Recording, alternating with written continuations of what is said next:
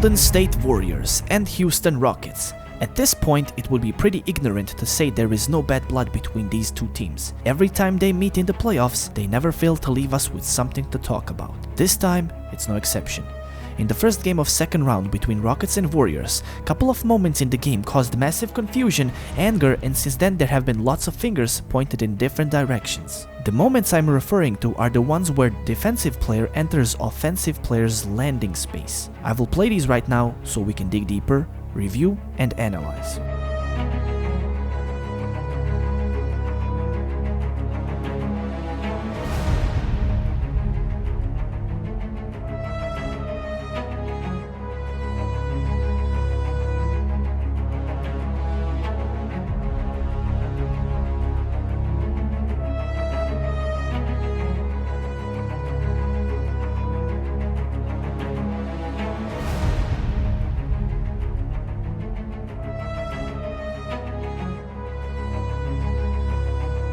Okay, let's step back.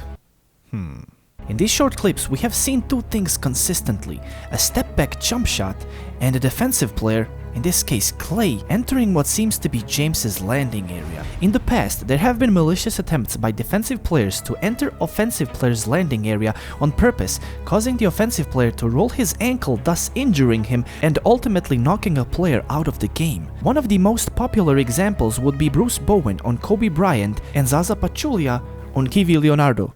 Dude, no! What? It's Kawhi Leonard. Oh, Kawhi Leonard. Because of this, the rule was created that states defenders may not move into the landing area of an airborne shooter, meaning you have to give space to airborne shooter so he can land safely and not injure his ankle. Do you think it was a dirty No, play? I don't think it was a dirty play. I think it was a play that should have been called a foul. Now, a dirty play is somebody taking a guy out of the air where he has no way to brace his fall or something like that. This is, he walked into Kobe while he was in the air. And the first play I saw, I was like, oh, he contested. But then I saw the replay and I see him keep moving as Kobe gets the separation on the fadeaway. That's all this is. Well, that's not my reason for it. And I think it was a dirty play. It doesn't. And what I'm saying is this: I don't believe he's a dirty player, but I do believe that was a dirty play because intent matters. And I'm not talking about intent in terms of intentionally twisting somebody's ankle. I'm saying when you are defending a shooter and your signature is defense, you know better than walking into somebody while they're elevated the way he did last night. In the clips above, we can clearly see that this is the case. But let us go further than that and analyze the situations. Remember that we said that two things are consistent throughout these three clips: defensive player undercutting airborne shooter and a step back jump shot. Now, I need you to bear with me.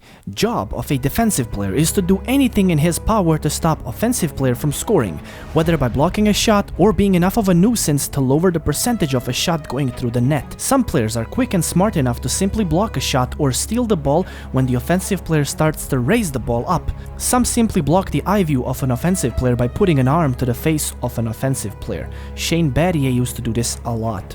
Most of the players, however, will just go for a block. Put your hand in front of the ball. Simple as that. First and most natural reaction that most players do as soon as they see offensive player go into the shooting motion is to jump from the place that they are standing on, stretch their arm out, and try to block the shot. Get your hand as close to the ball as possible, as fast as possible.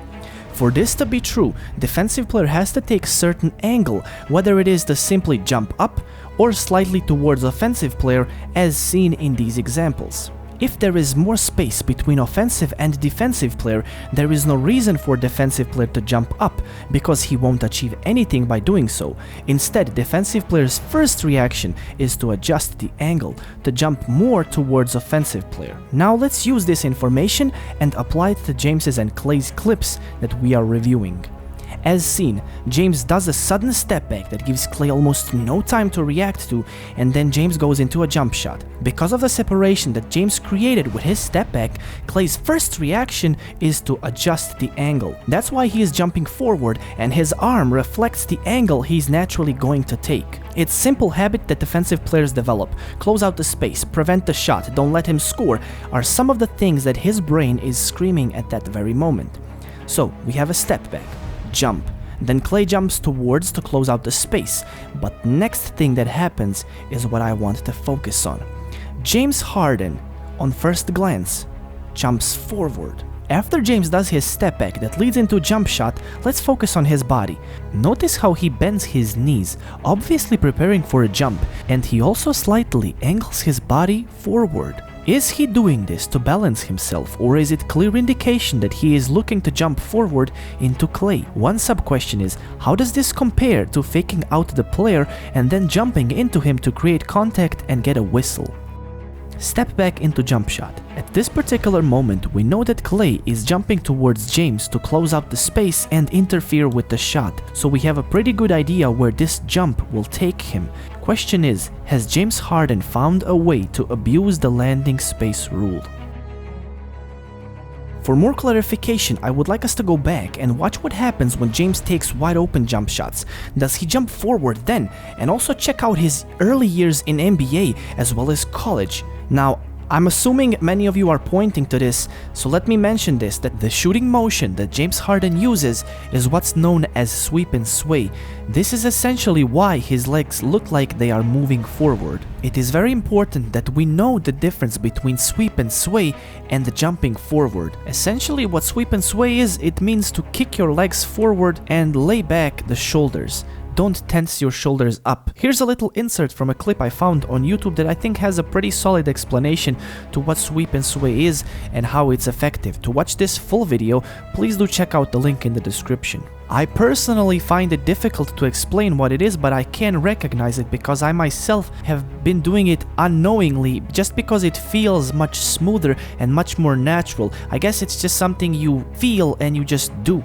So please watch the video. Through about an hour video, and the one thing that we noticed with Kobe Bryant is that he really swept and swayed. He really swept the feet forward and his shoulders swayed back. Important, because you don't want to shoot straight up and down. Now here's what happens when you shoot straight up and down. When you shoot straight up and down, all your tension from your shoulders will go right to your neck. Thanks to some players that entered NBA League recently, I got the idea to look back, and so I was able to conclude that most of them don't work on their jump shot form for some time, some don't even possess them, and some lose them to alien monsters. I also found out that most of them hold on to habits from their early basketball years. Online, I found and used James Harden's statistics to help me and point me in the right direction, as well as ask more questions. For James Harden, example would be his crossover from triple threat position. It's still the same, as well as his dunking form. So my speculations seem to hold true so far. Looking at his statistics from college years haven't revealed anything interesting, but his early NBA years have. We can clearly see his free throw attempts go up to double digits. We can also see his three-point attempts number increase by a significant amount. First question is there any connection between two? Or are the numbers going up simply because he changed teams and is getting more chances? Now, I want to address something. James Harden is a flopper. He's playing for whistle. He relies on referees in clutch time instead of his own skill. This is James Harden. Let's stop pretending he isn't doing it on purpose. You're just salty. Well, he still has to hit them, are some of the comments you guys might be making. I'm trying to dig deep and have a constructive discussion, a healthy conversation about these situations. I will ask questions, you think about them, and answer. If I feel I need to give my opinion, I will do so, but in no way do I want to undermine your opinions or cut you from conversation, which means I will not mention my status of a coach or referee or how long I've been playing basketball. Because if I'm saying nonsense, what does it matter? Everyone has something to add, and I hope you do so in comments below. Now, I think we can all agree that James Harden is a pussy. Jokes aside, let's jump in. In my opinion, there is only one way to approach this situation. Look back at how James Harden shoots the ball. Does he jump forward, and how he positions his body when A. defender closes out the space, B. when defender does not close enough space. For the sake of this video, I will provide 10 examples for each situation and I will let you be the judge. It goes without saying that I have tried my best to be as objective as possible throughout the video and in the same manner provide the following 10 examples per situation. And with this segment, I will end this video. As you're watching these examples, here are a few questions that I would like you to give your answer to in the comments below. Did Klay Thompson try to injure James Harden on several occasions? Does nature of James Harden's step back draw players into committing a foul? Did James Harden figure out the way to abuse the landing space rule? How would you defend James Harden on his step back jump shot?